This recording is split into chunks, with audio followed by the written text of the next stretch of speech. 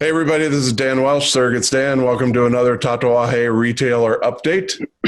Today we are talking to some retailers from Virginia, North Carolina, Tennessee, and Mississippi.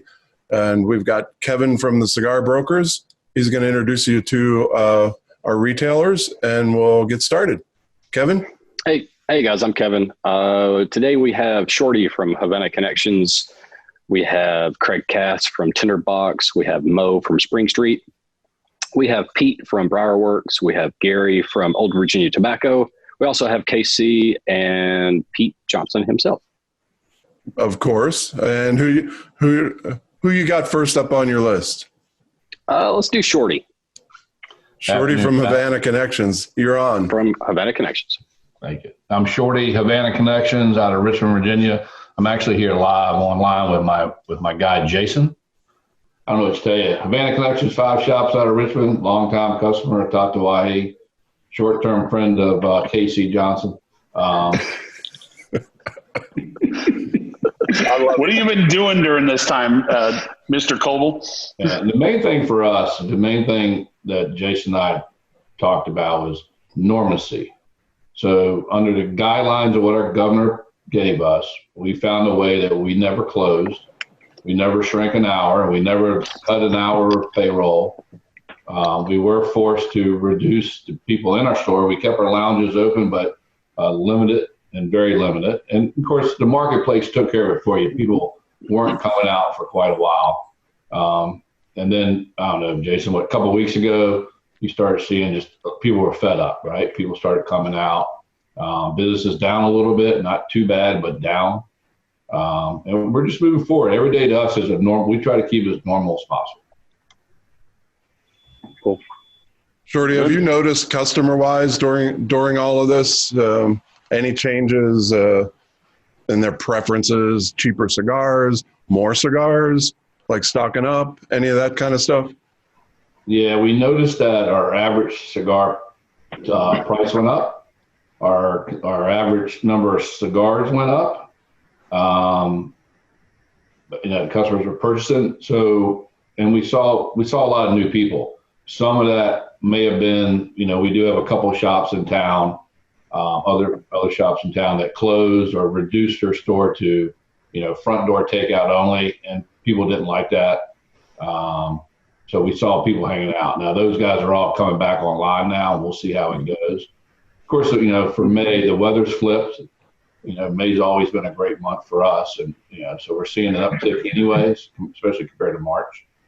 And then the other thing is our website stuff picked up. We would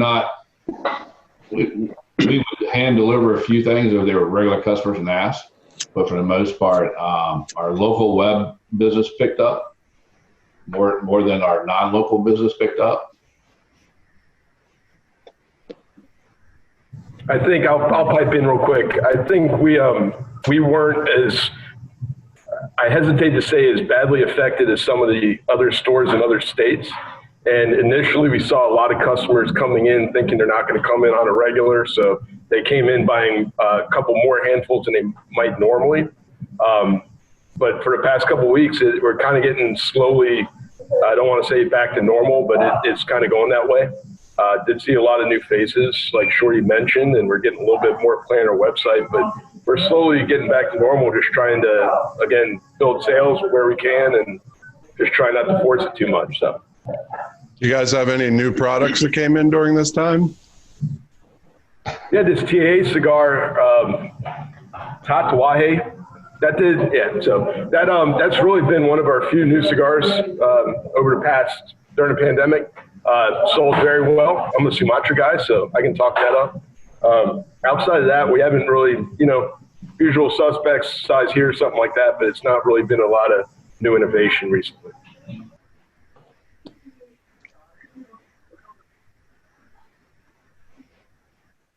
What happened to Kevin? I don't know. Kevin, we lost you. We lost you. Oh, no. I don't know what happened. He's back. All right. Well, cool. Thank you. Let's move on to someone else because we'll get into some regular conversation afterwards.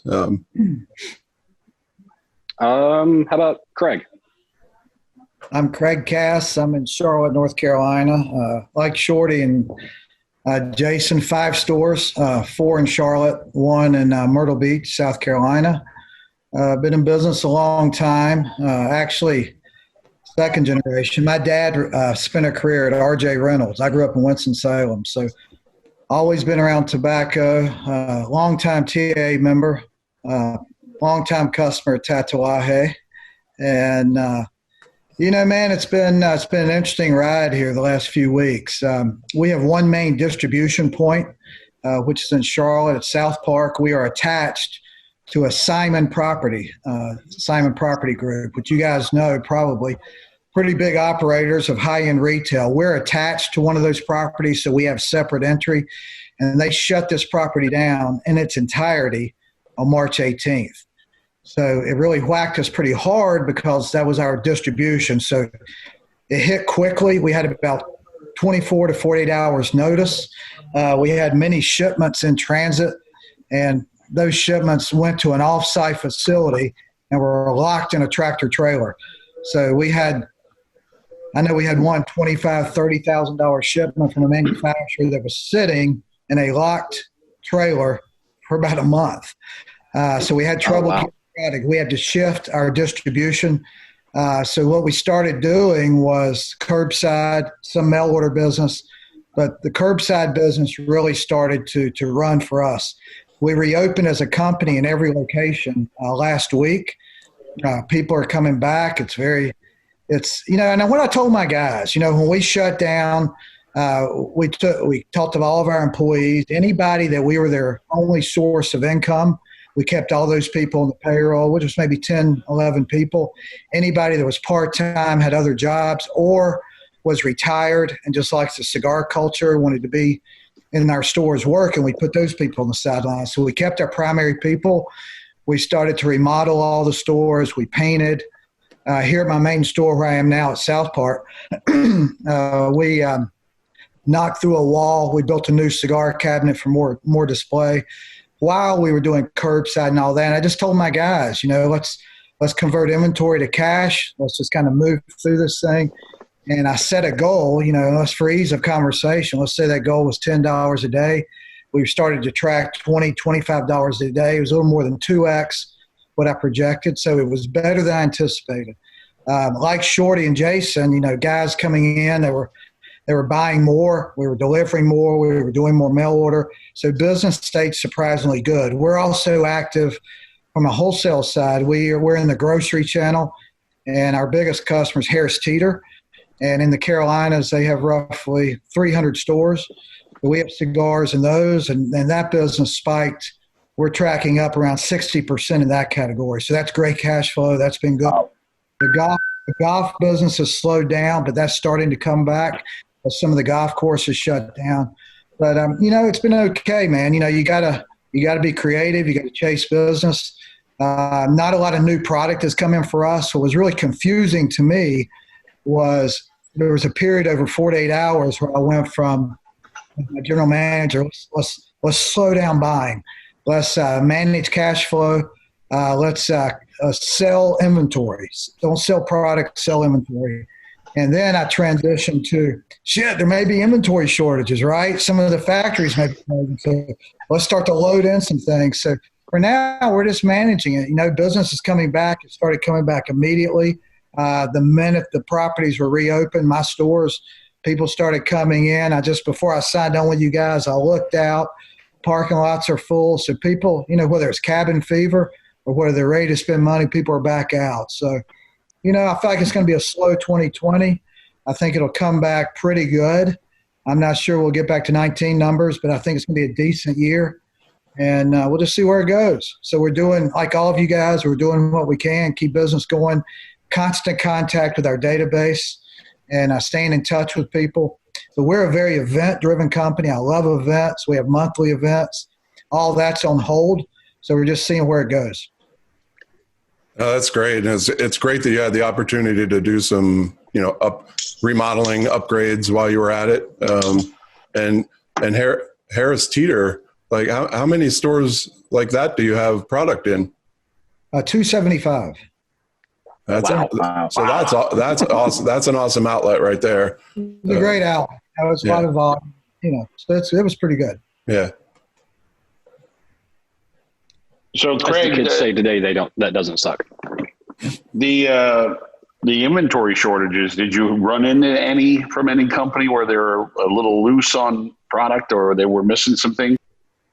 We've had some back orders. What we've been filling is anything going out the door, support the inventory in those categories, but we're just now starting to loosen that back up.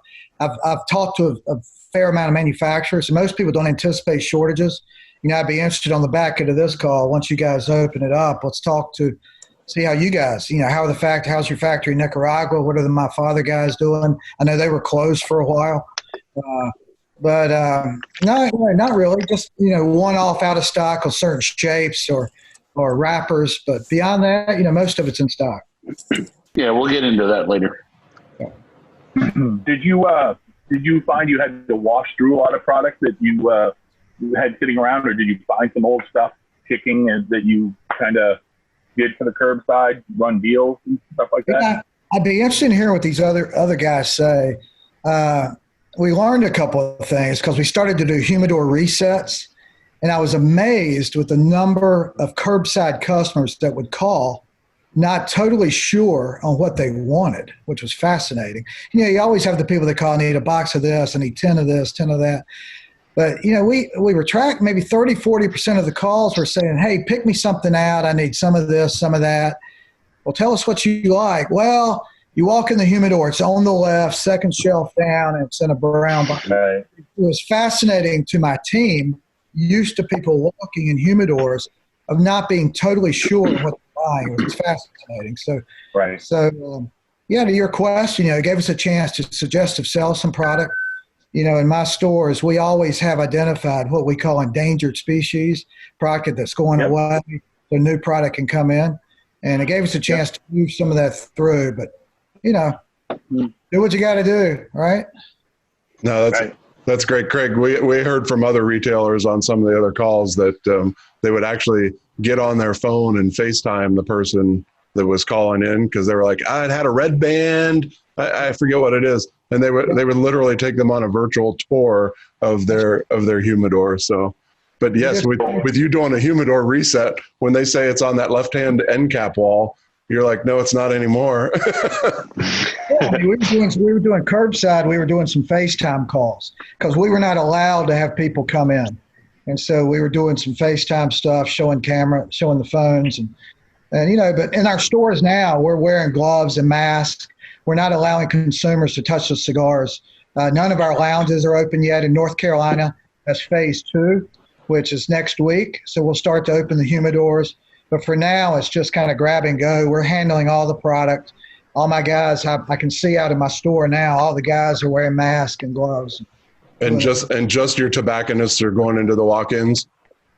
They can come in the humidor, but we're handling all the product. Okay. So they can get in there and see it and then point and say, give me 3 of those, and you grab them. Yeah. Got it. No, that's awesome. All right. Well, let's move along, and so we can open it up at the end too. Kevin? How about Gary? Mr. What's going on with Old Virginia Tobacco? How are you? Gentlemen, people, thank you. Ladies, whoever's out there. Transgenders. This is coming up next year. Keith Rumbo is not on this call. Amen. He's a male prostitute, I understand, right? You've been watching. Well, this next year is going to be our 50th year in business. My dad started in 1971. When I was a little bit younger, I started working in the stores and been doing this ever since, consistently since 1980.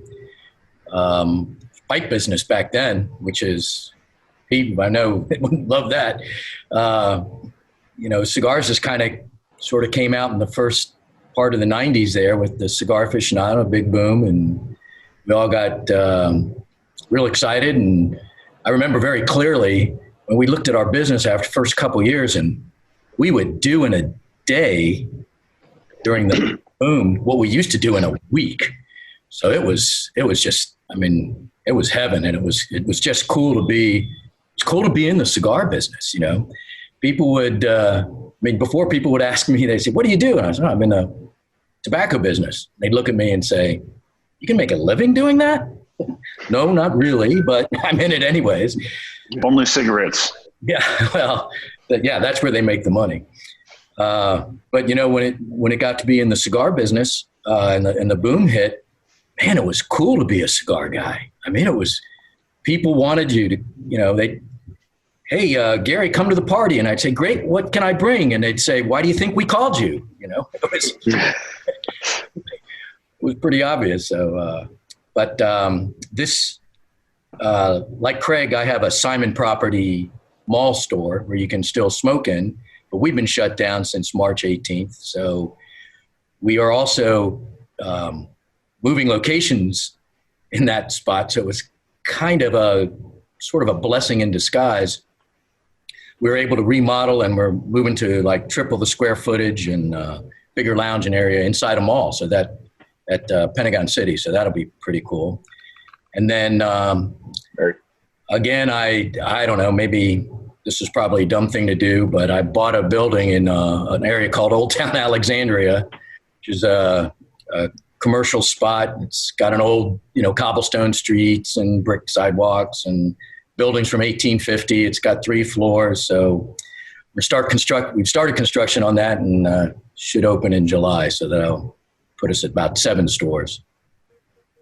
Good for you. That's awesome. Are you building a lounge into there? Oh my God, yes. Such a cool space. So cool. That's awesome. We love it. I love Old Town Alexandria. That's a beautiful spot. Yeah. Gary, you have ABC in that store? It's Virginia, Shorty. You know better. No, you can do it if you do it right. I mean, look, you got the guy around the corner from me doing it. Yeah, he don't do it right. Well, I understand that, but that's my point.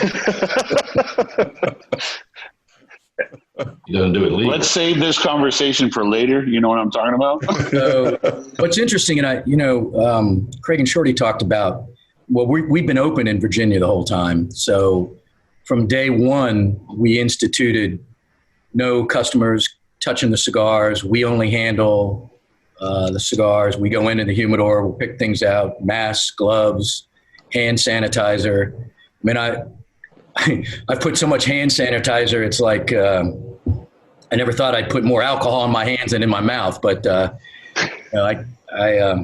guess I got to get them in the mood or something. I don't know. But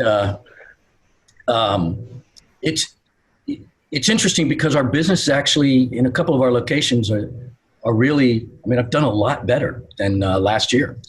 I think what's happening is with people in the DC area telecommuting a little bit more, a lot, you know, they're at home more, they have more opportunity to smoke.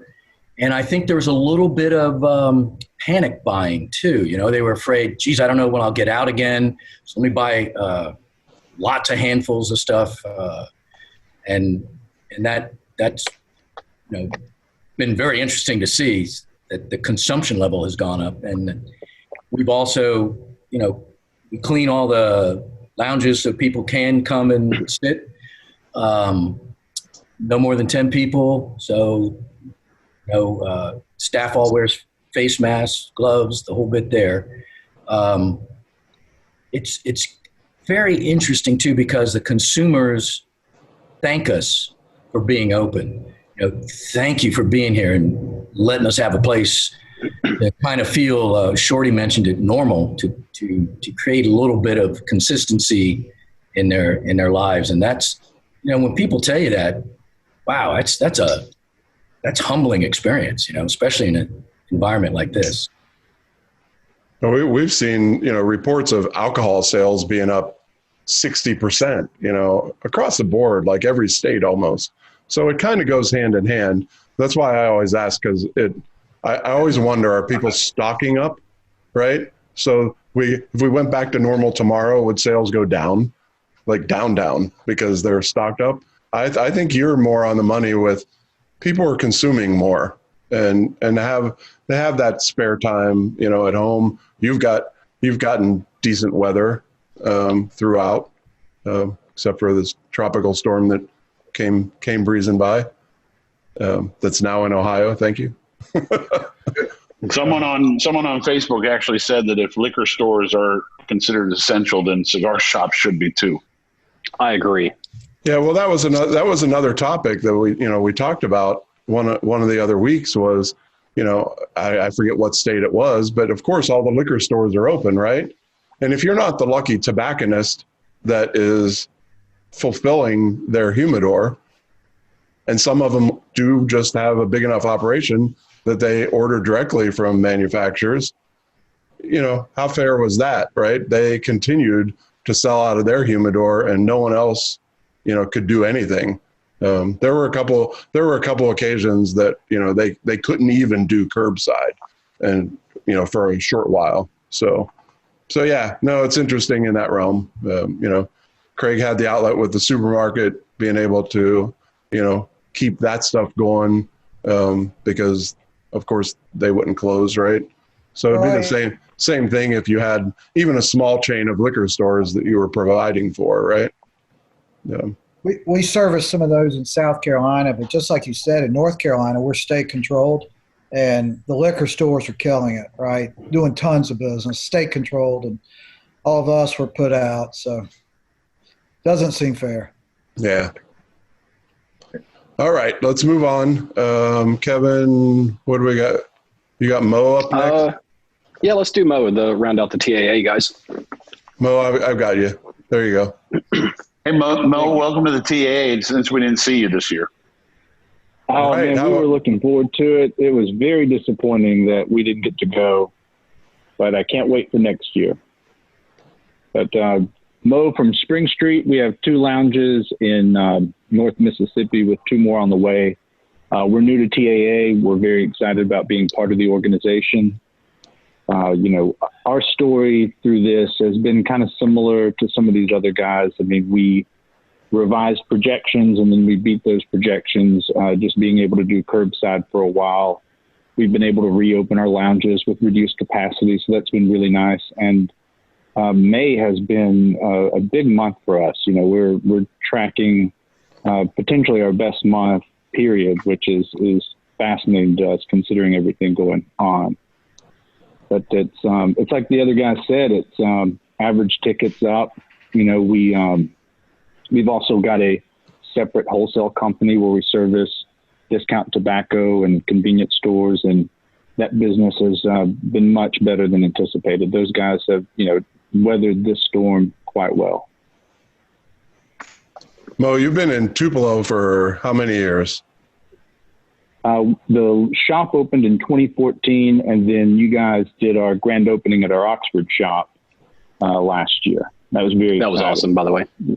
Yeah, it was a great event. It was. I wanted to give you an opportunity to tell everybody about Oxford, and I actually was going to ask you, well, it's not like your clientele is a college, but it's a college town. It's not like your clientele are college students, but professors, all that kind of stuff. With the interruption, of the college campus, did that affect that location any? Absolutely. It's been more impacted than our Tupelo location. What we find, what we're learning about Oxford is that even though our target market is still in town, when the students leave, the town kind of goes to sleep a little bit. And so there's not as many people that are going out. We still, we've managed to cultivate a very loyal base very quickly there. So they definitely supported us through this, and they were anxious for us to reopen the lounge, reopen the patios and the deck out back. And we're very excited now that they're able to get back over there. Yeah, no, it's a beautiful location. And I mean, right next door, world-class hotel, spa, whatever, right? And they've probably been basically shut down, right? Yeah, they have. Yes, they've just been shut down. They're waiting out the storm. I think most hotels are kind of in that situation right now. I mean, something like graduation in general in the college town, right? That would have been one hell of a weekend at the store. Considering what we did with the people that did come through the town for graduation, I can't imagine what it would have been like had the university been fully open and operating. But like these other guys, while we haven't been very idle during this, we've done some remodeling around the shops.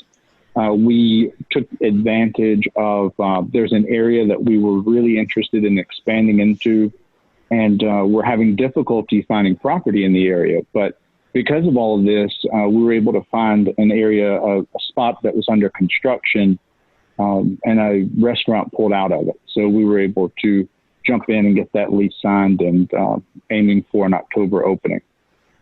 That's another undisclosed town, or people? Oh, we can go ahead and say now that we've got the lease signed, we are opening a shop in a trendy area of South Haven, Mississippi, which is just south of Memphis. Oh, nice. Cool. Very, very growing area, a beautiful location. This one will be in between our other two shop sizes, about 3,000 square feet. With a beautiful patio on the side, private patio, right beside the amphitheater, the area where they have barbecue festivals, and across from a major outdoor multi-purpose development going in. Was your phone ringing off the hook being a new TAA account?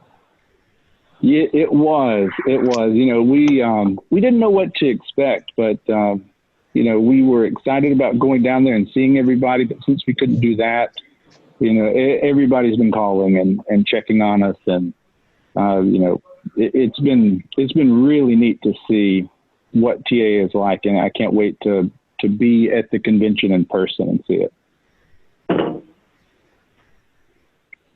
Where are we going next year again? Is it Casa de Campo again? I think so. Yep.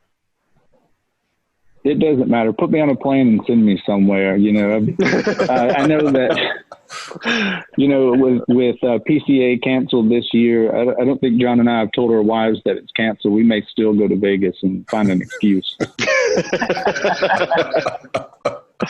See, I guess that's my problem is my wife works with me, so I can't tell her that lie. We've got to scope out other lounges to get ideas for upcoming locations. There you go. It's still a work trip, right? Exactly. Mo, your store looks beautiful behind you. Thank you. This is the members lounge at Tupelo. One part of the overall shop. This is we're fortunate to have a standalone building here, 2 stories. So I'm upstairs, a little quiet today. So I thought it'd be a great opportunity to have a backdrop. Yeah, it looks great. Tupelo's a pretty special situation. I love that venue. It's really pretty cool. Thank you. Yeah, we're very fortunate to have a customer base at both shops. That is better than a virtual backdrop. Yeah. Yes. And I actually thought it was. Yeah, right. And so it's a cozy room to hang out in.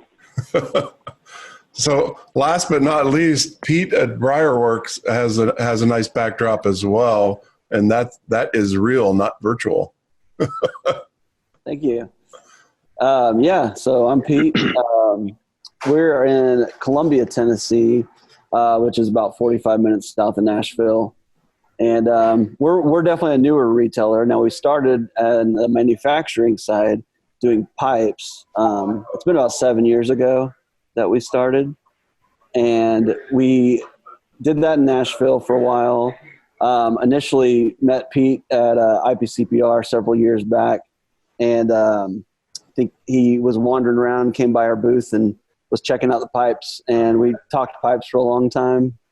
And so that's kind of how our relationship with TAT started. About 2.5 years ago, we decided to move out of Nashville. Lots of great shops up there. We wanted to expand into retail, but we wanted to get into an area that needed it. And so we moved down to Columbia, which is a great little small city, about 40,000 people. Really cool, historic downtown. We're right on Main Street. And so we got opened up here about, we're coming up on our second year. And so we've got this lounge here, and the first cigar brand we brought in was TAT, and which was really cool. We really wanted it to be that. And so, we're having a great time here. During this time, we've just been kind of like everybody else, we shut down a little bit. And during that time kind of took advantage of the opportunity to start building a room back in the factory area. Actually, we're going to do a members lounge back there that'll be opening this summer. And so we started on that and did curbside, same things everybody else was doing pretty much. About 2 weeks ago, we did open the store back up for to go so customers can come back inside and get what they need. And actually this weekend, we're going to be opening the lounge back up to limited capacity. We'll be able to put, get the beer taps going again. And we've got a real open space. You can kind of see the light coming in, but we've got big garage door on the front that we keep open in good weather. So, I mean, it's a really nice ventilated area. We're still going to kind of take some of the seating away. And normally we can seat about 40 people in chairs here. We're going to take that down to about 20 in the whole space. But yeah, it's going as good as it can. Sales have actually been surprisingly good. We saw a drop off during the curbside time, but once we got the store back open for to-go orders, we had a lot of people that were definitely stocking up more. And like you were saying, Dan, I don't know that it's stocking up. I think people have more time on their hands at home. And they also just want to support small businesses, I think. So I think a lot of our customers have been kind of going above and beyond what they normally purchase, I think, to support us as well, which is really cool. Yeah, especially where you're at in Columbia. I mean, when I was there, the whole town is filled with small businesses like that. And, you got the little brewery right down the street, but everything's mom and pop. It's not a big chain town. So I could see people showing up specifically just to support you guys. And, we've all done that same thing with restaurants or whatever it is that we don't want to see go away at the end. Right. But we've heard from a lot of retailers that, they're getting crazy love from customers and new customers. Other people today have already mentioned, customers that they hadn't seen before for one reason or another, and hopefully we'll be around at the end of it as well. Oh yeah, go ahead. Sorry. How's your wholesale business been doing during this time with the pipe manufacturing? Actually our online retailers, a lot of them have seen a big spike in sales with people being home. The brick and mortar shops, that weren't able to be open fully, it's gone down in that sense. But some of our online retailers definitely have been ordering more from us. We haven't really seen much of a drop off on the wholesale. It's sort of, evened itself out. So has this given you more time to manufacture? It has. I mean, we took advantage of the kind of downtime up front because, the way that we kind of operate here, all of us that are pipe makers here, a lot of us all work up in the lounge too. And we kind of all move around different, floating pieces really. But so we have, taken some time to stock up on more, start thinking about some new projects that we could start on. And then also, like I said, we just kind of like doing everything ourselves. So we got to work with framing and building another lounge area. So I think that's going to be a great spot for our customers too. Just out of curiosity, not to put anybody on the spot, but I'm going to put them all on the spot. Does anybody in the room with us right now carry your pipes? Gary does. Old Virginia. We've worked together with Gary for a long time, and I've met a few of the guys here, and we've definitely talked with Spring Street a bunch. We're gonna get together at some point and work on some stuff together. So great pipes, man. Great pipes. Smoke very well. Thank you. Yeah, they're great pipes and a better person. Yeah, when I was there, Pete showed me the whole back end manufacturing area, which is about clean enough to eat off the floor and spread out. So like I assumed you were still making pipes during this because people were 20 feet apart, if not more, back there. But I had never seen, how a pipe is made at all, right? And so it was eye-opening. It was really, really cool to see, just from a couple of boreholes through a clunk of wood to, hand carving and molding. And it's art. It's really art. It is. It's really awesome. Sculpting. And it definitely, what makes us unique, I feel like, is the fact that, yes, we're doing a factory style pipe here, but we're made up of 4 handmade carvers. All of us for years have been doing high-end handmade, personalized pipes. And so it's not your typical factory arrangement where some person is trained to, sand this pipe and then it moves on to the guy that's going to buff the pipe or whatever. When we make a factory pipe, it does start on a machine, but from that point, once the initial block is roughed on machine, then one pipe maker will take it from that point all the way to the end. So there's a lot more attention to detail. There's nothing's really overlooked, and we have a very low sort of rejection rate, if you will, of stores having problems with our pipes or customers just because of that attention to detail we put into it. Yeah, if any of you guys have seen the video that we shot, Pete did a great job with that. You were keying on all of your pipe makers and your facility. It was pretty awesome. Sweet. I appreciate that. Just out of curiosity, again, how much square footage do you have there in total? This whole building's about 9,000 square feet, and it's an old 1946 building that started. It was initially built for a local machine shop here in town. That's like a 5th generation business, and so it's kind of cool to bring manufacturing back into it. And the family that owns this building, really cool people. They actually were one of the largest tobacco farmers in the area. Because obviously down in this area, not so much anymore, but, burley and a lot of tobacco is grown all throughout Tennessee. And so it was kind of cool to get, into this building specifically, and kind of go hand in hand, work together on making this building our own. We've put a lot of money into it ourselves. The owner that, she's very cool. And it's kind of one of those things where it's been in her family since it was built. She doesn't want to let go of it, but, we're kind of in position if she ever decides she does want to move on from it, that we would get it, So Nice. it's great, man. We love this space. About 2,500 square foot of it is the lounge, and then the rest is the factory. And then another about 600 square feet is going to be the members lounge. Room to expand. Yeah, exactly. And like we said, I think maybe KC mentioned, it's already social distancing in this place. I mean, it's so spread out back there, the way that we set it up. So it's kind of nice that we could continue to work and everybody feels safe during all this time. You might have to build another walk-in humidor though, just to make room for brands that aren't Tatuaje.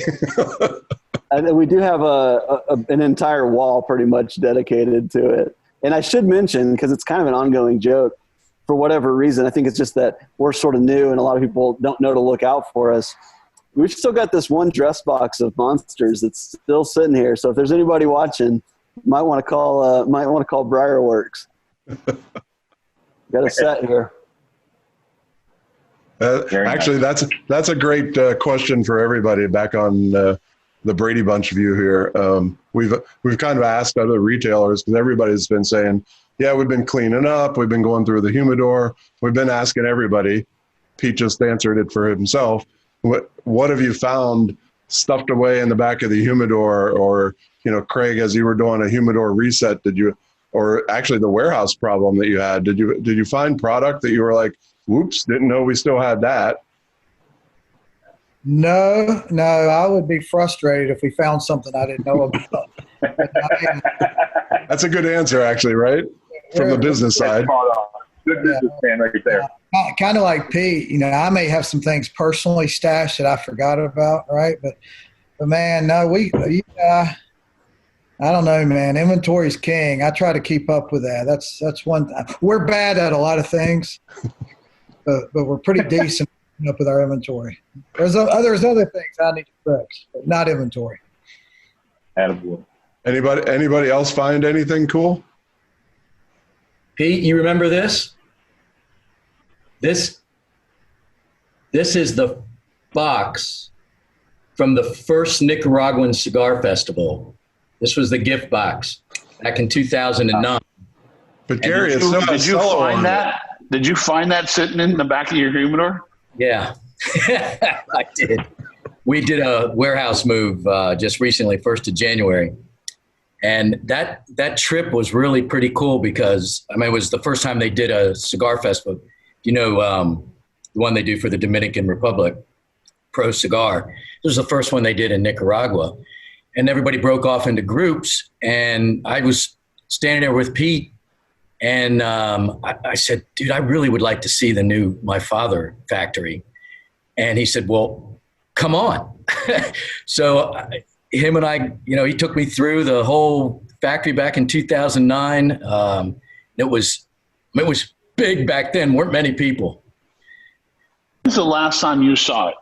And then I was back again, 2018. And it was, oh my God, what a difference. It's a huge facility and there's people everywhere.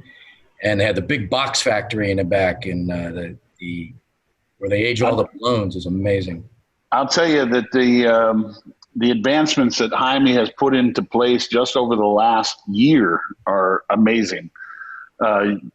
Every time we take people down there that have been there before, they're like, wait, this wasn't here before. So he's really pushing forward a lot of good advancements for the factory, which actually makes better products, so which makes me happy. Oh, it was so cool to see the factory and how clean it was. We're walking through, taking a tour, and I'm smoking a cigar, and I'm looking around thinking, I'm not ashing this on the floor. I had to go outside and ash the cigar. I couldn't even ash it there, man. But it's a beautiful facility, and the fields and everything that they've done there. What's interesting to me is how you, Pete, saw something in him that you knew this was the guy. He just has so much passion. Yeah, I don't know. It was the fact that he made me a really good cigar the first time without even a question. And I don't know, something about just it was a comfort level too. The amount of cigars that I knew that they could produce and the amount of cigars that I could probably sell was a comfort level. I didn't expect to be where we are now. But it was nice to grow together slowly. And of course we had growing pains, but I think we're starting to get to a point where the growing pains aren't there as much. I'm just hurt because I don't know how to use my body anymore. That's not what Yanni says. Hey, no, I've been doing this whole walking thing. I've been doing all this whole walking thing in the morning. And I literally have trouble getting off the couch now. Oh, good. This whole walking thing, that's like the internet. Casey, yeah, it's like the World Wide Web. 13? Thank you. 2013. Those are tasty. Oh, nice. So, Jason, you find anything fun out there? Say that again. Are we finding anything fun? Yeah, inside your humidor when you cleaned up. You guys probably didn't have enough time to do that. We always keep an eye on product. So generally speaking, you're not going to find a lot of old stuff. And assuming we do, I normally smoke it very quickly and Shorty doesn't even see it. But no, we keep an eye on what's coming in, what's coming out. So we're pretty much just business as usual. Well, we did find 2 old employees and 1 customer way in the back. It's funny you say that because I'm watching Ozark right now, and it's like there's a lot of that going on. Love that show. That's the best answer so far.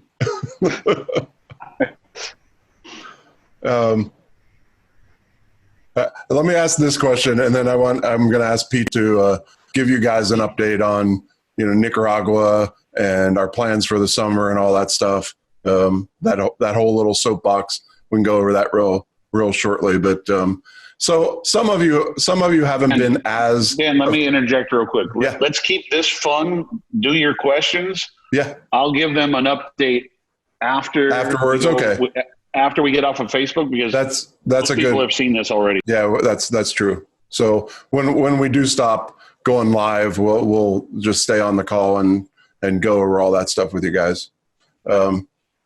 I've been asking a question, and there's been some fun answers to especially the shops that have been really affected. Right, it's really changed their business over the last 2 months.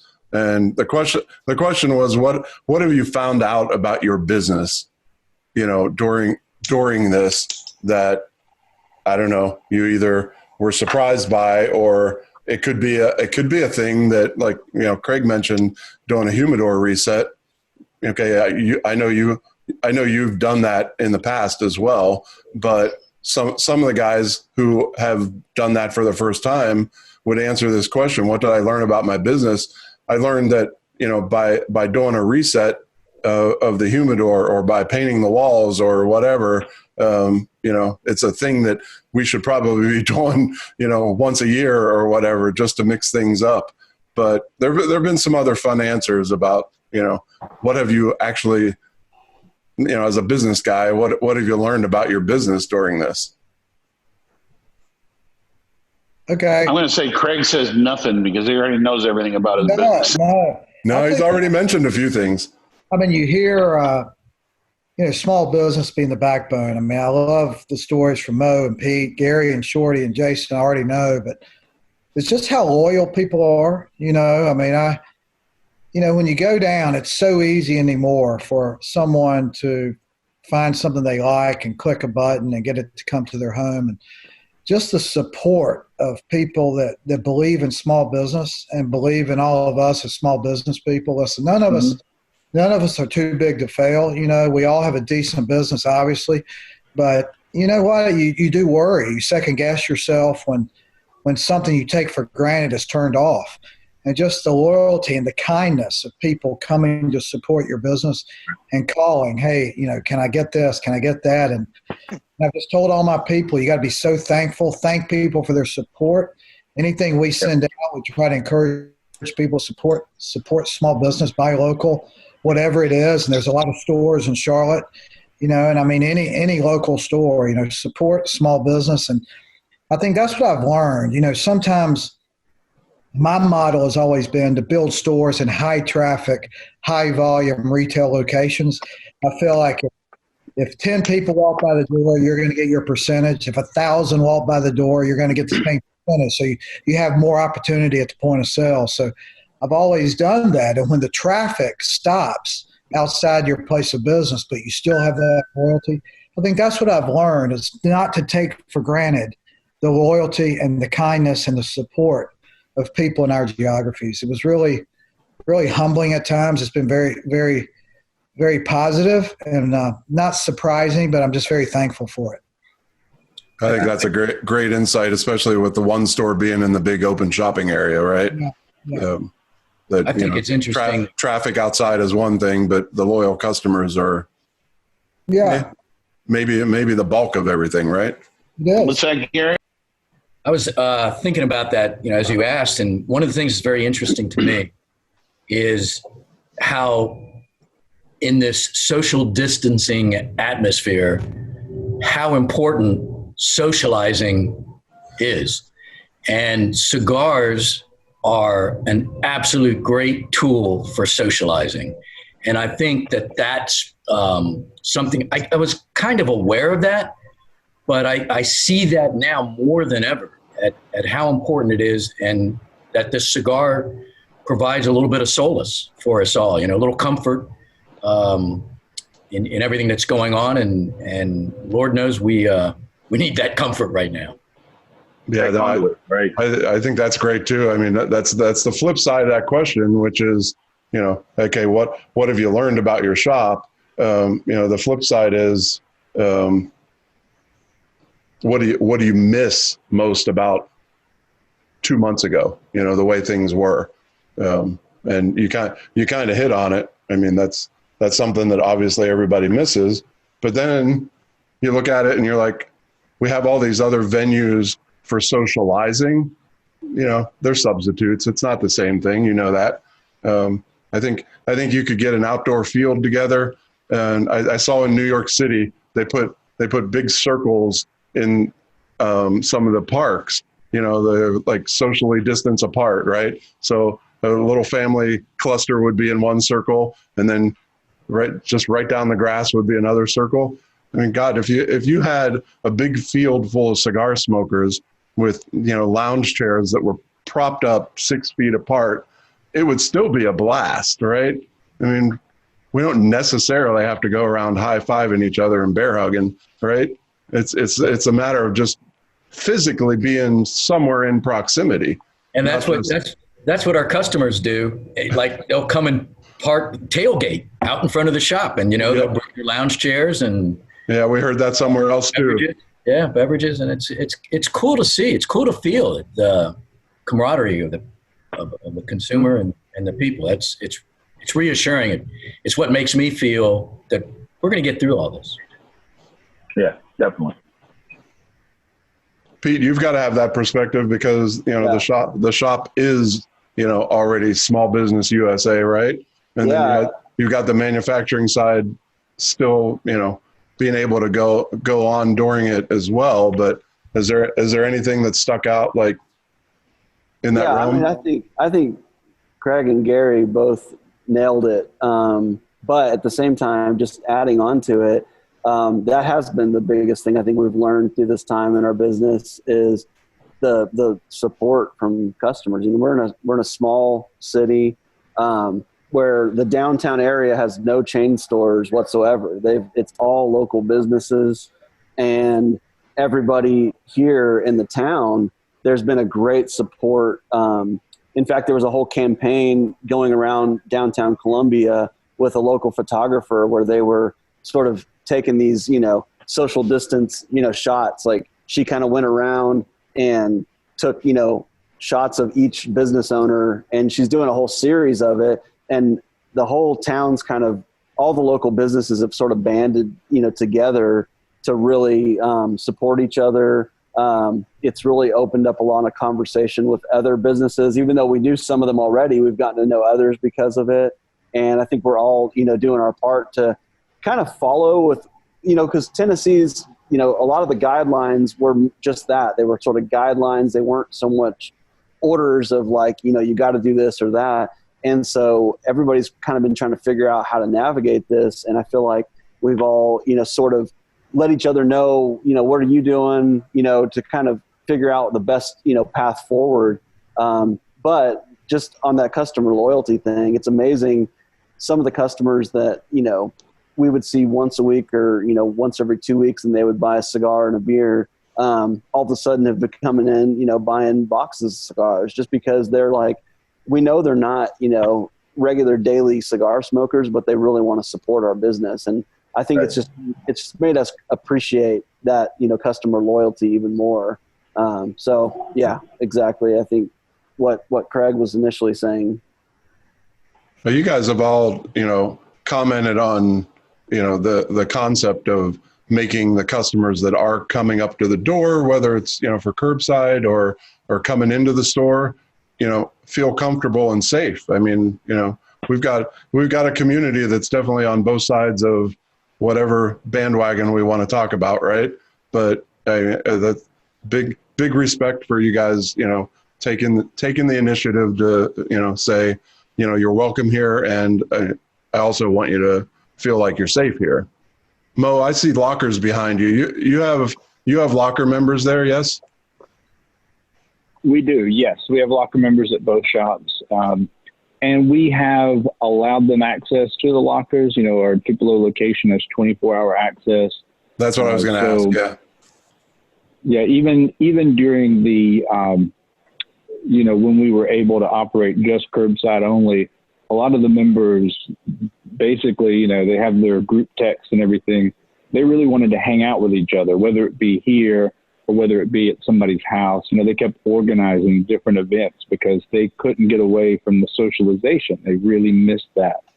And so it's been great to be able to reopen the lounges to some capacity. These guys are coming in, they're dedicated. Like the other guy said, it's been really neat to see how loyal these, how enthusiastic they are about the shop specifically, not just cigars. And we've been fortunate to see them keep coming in.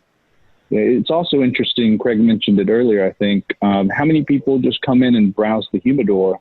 They don't really know the brands that well, because we ran into that with curbside. So many people that would try to describe where in the humidor, oh, it's got a brown band, it has a letter on it. It was really a fun exercise for our employees to try to find the cigar they were looking for. And a lot of back and forth. Let me take some photos, bring some cigars out and show you, get these guys the right cigars.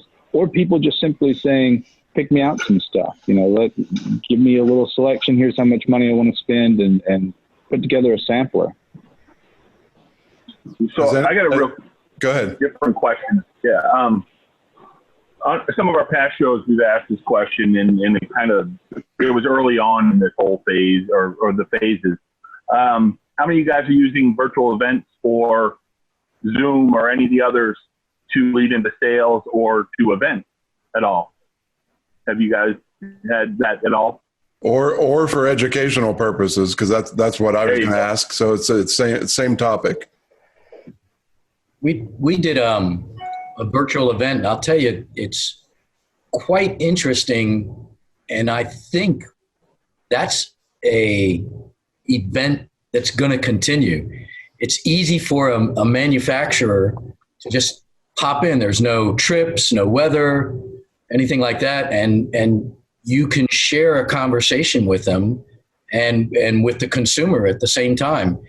I think that's going to stick. I think we're going to see that as a positive coming out of all of this, that we're going to have these virtual cigar perfs or events. I liked it. It was kind of fun. Yeah, we agree that it would continue, right? We did one the other night with Phil over at Up Down that had 80 people. Damn. And for actually, 5 hours or more. Yeah, I might have gone a little longer than that, but yeah. But yes, I mean that's our point. It's like, we all have time that we can do that with as well, and it doesn't involve 2 days of travel, hotels, and crossing your fingers that the weather and schedules are actually going to match up, right? So I remember we did the Black Label launch at our Potomac Mills store, which was 2016 or 3 stores. Yeah, it was actually that was a great weekend, because that was the same weekend that we did the employee training sessions. Right. That's right. And we've done a few employee training sessions on these Zoom chats in the last couple months, which has been really nice, because we actually modeled it after what you did with us at your shop that day. We decided to do it via Zoom instead. It was really cool. But unfortunately, at that time, that's when the FDA in 2016 announced they were going to regulate premium cigars, despite all our efforts. And we were all huddled in that office in the back trying to have that phone conference call. We're trying to figure out what was going to happen next. I know, Craig, you were involved with that, Shorty, too. As maybe some of you other guys know. And it was unnerving, and yet, there was a positive about all that, too. We survived. It's 2020. So. Pete, I would love to hear, you guys are very good. One of the out-front companies connecting with your loyal Tatuaje customers is how do these virtual events evolve, right? Because as I said earlier, I love events. Here we have a monthly event at a brewery. We could have 250, 300, 350 people. The beauty of the event is being able to interview the maker and have people taste the product on site. And from monetizing the event is having some promo to where people, if they like what they're tasting, they have the opportunity to buy the product and have you guys sign it and do all the fun stuff. So man, I hope the physical events, we can keep them going. But if this thing evolves where it doesn't go away, as you get feedback from your loyal followers, the consumers that love your products, how do these events evolve to where you can still check all those boxes to do it? Because I understand the cost benefit for you guys. It's so much easier. You won't catch all, you won't check all the boxes for sure. But for example, a lot of the people that we've been working with have created some type of pre-pack, event pack, where they've actually sold that a few weeks before the event, sent them to the consumers with the link to the Zoom chat. And that became like their own private invitation to hang out in one of these Zoom things. So you get to interact, and then, privately on these Zoom things, I mean, we're live on Facebook, but the events are always private. And we might, put a deal on certain products during that event on that private session, which is kind of fun. So there's a lot of fun ways to really make it happen. But the pre-pack kind of ticketed like Zoom event seems to be working really well. But Craig, I know Casey told me about the brewery down there that you do the offsite events at, and that sounds amazing. And I think to answer your question is, there's going to be room for both. But even going forward, if everything cleared up and there was a vaccine next month and everybody's like, okay, back to normal, I think what Gary was getting at and we were getting at is you can still what we have learned from this is that there are outlets like what Pete was describing that also work, and maybe they work for a smaller account or a smaller event, right? Like that, what you're describing would be a big blowout event, right? And you would want to be there with a microphone and talking about your product and everybody smoking together and drinking together. So hopefully room for both, regardless of how we get going forward. I think there's a lot of adapting that we're all going to make to kind of figure it out moving forward. Even as we do more and more of these, we come up with new ideas and new questions and a better way to make it flow. So no one's perfected it yet, but I think it's going to be used even throughout, like Gary said, even after all this is said and done, people are going to still do this. Honestly, some of these meetings that we have for the PCA and the CRA, I'd like to do these Zoom chats because you can actually see who's talking, or you can raise your hand so I can jump in and say something. You got Kevin and Nathan here. One thing I do love is the opportunity to educate your staff. With a lot of us on these calls are multiple store operators, and no matter when you want to do a staff training, somebody's open. One of your stores is open, and you can never have 100% employee participation, at least in my case. And it'd be great to schedule something, to do some training.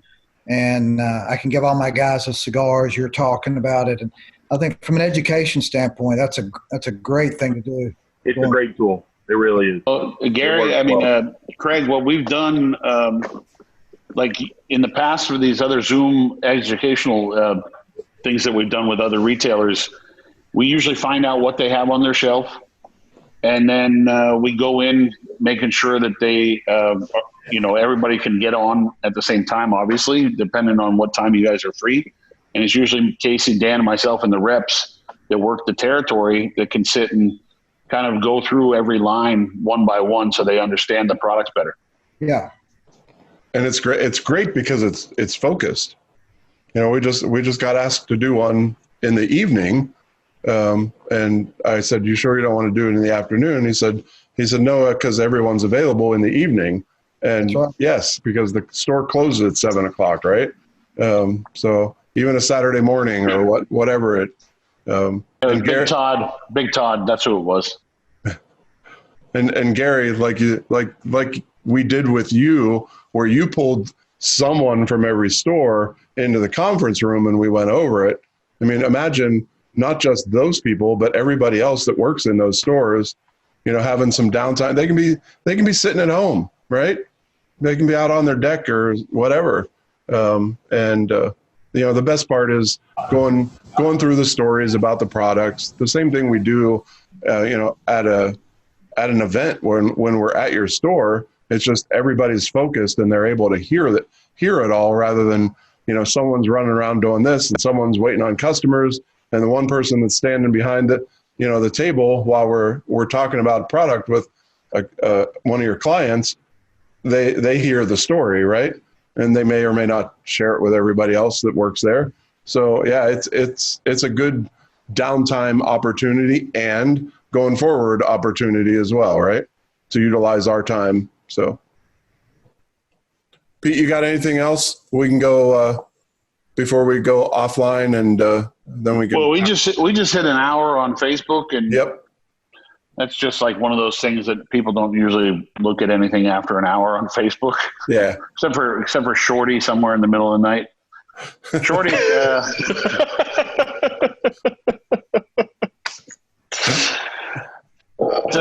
No, I mean, I'll give you a quick update, and I've said this on a few other chats.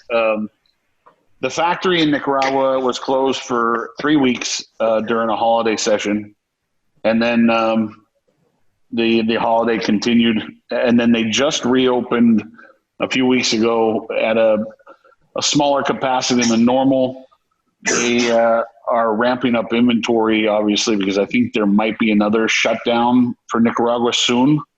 And they're building as many containers as possible. We've been lucky; we have enough inventory to carry us at least, 4 or 5 months on most of our core product. There are a few items that we lapsed on doing inventory. Actually, taking lessons from Craig Cass, but we should be getting those in real soon. And Miami, we have a big backlog of inventory because that's something that is part of our grandfathered predicate product that's never going to go away. So we make sure we always have a lot of that around. But currently the rollers started back up in Miami yesterday. So that's pretty much the factory update for you. Awesome. Well, let's say goodbye to everybody in virtual land. And then everybody hang on the call for a few minutes and we'll chat. Thanks again for tuning in. Thank you guys for participating. Great insights, and we'll see you soon. Thanks, Facebook. Thank you.